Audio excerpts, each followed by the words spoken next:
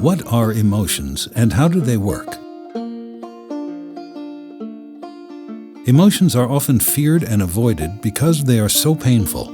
So why focus on emotions? Because emotions give you important information and tell you whether things are going your way.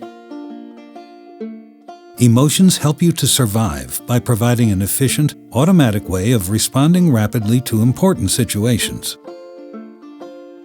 Emotions help you to relate to other people and the expectations and demands of life.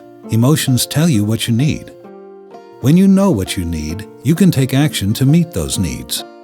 Emotions also communicate what you feel. You learn your emotional reactions through experience.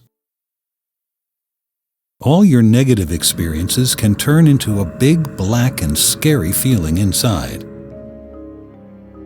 You learned many of your emotional reactions long ago.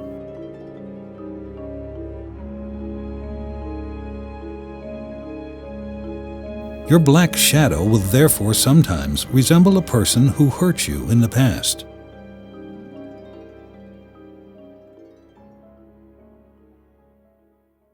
But your emotional experience and reactions can always be changed or altered. First, you need to know something about what your emotions are. You have different basic emotions, some of which arouse you and some that calm you down. These are shame, fear, sadness, anger, disgust, happiness, and surprise or interest. You have more unpleasant emotions than pleasant ones. That means you often suffer quite a lot, but that's because the unpleasant emotions help you survive. Feelings also tend to be more unpleasant if you fight them. If you allow them to be there, they become less unpleasant. You can experience and express many different feelings, like feeling hopeless, irritated, anxious, excited, lonely, embarrassed, suspicious, content, and so on. These feelings all arise from your basic emotions. For instance, feeling suspicious springs from fear, and feeling lonely springs from sadness. And then it gets complicated. Emotions do not always provide you and your surroundings with good information. Sometimes you fake emotions to get what you want.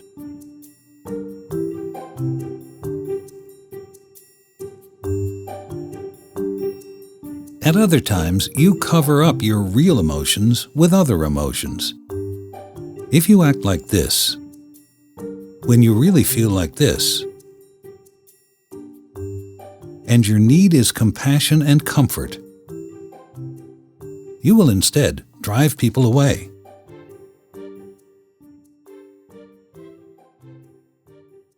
If you or someone around you is supportive, patient, and curious enough to try to understand you, you might realize that you are sad and then get what you need to heal your painful emotion. At other times again, your real emotions are messed up and make a lot of trouble for you. If you were scared a lot when you were a child, you might grow up having a core feeling of being afraid. You might overprotect yourself so that no one can hurt you ever again. Everyone who was hurt badly as a child has a deep need to feel safe and a desire for someone to love them and connect with them, and heavy protection doesn't give you this.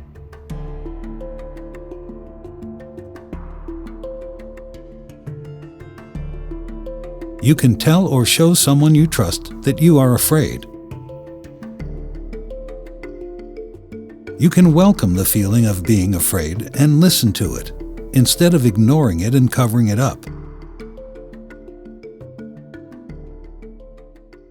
And the fear will then become more manageable.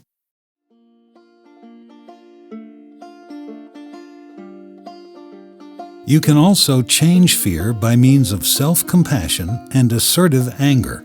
You can stand up for yourself without driving people away. You can handle criticism, even if it hurts. You can take the chance and let people in, even if you're afraid of getting hurt again. You feel and function better when you're aware of and deal with your real emotions, even if they're painful. Your real emotions help you to get what you really need, both from yourself and others. You feel and function better when your real emotions are fresh and new, instead of stuck old feelings. You can trust your emotions if doing so gives you what you need. Stuck and misguiding emotions can change if you learn to attend to your emotions, are curious and patient with your own emotions, talk about and show your real emotions, learn to accept having different emotions, and change emotions with emotions. And all of this is easier to do with the empathy and support of another person.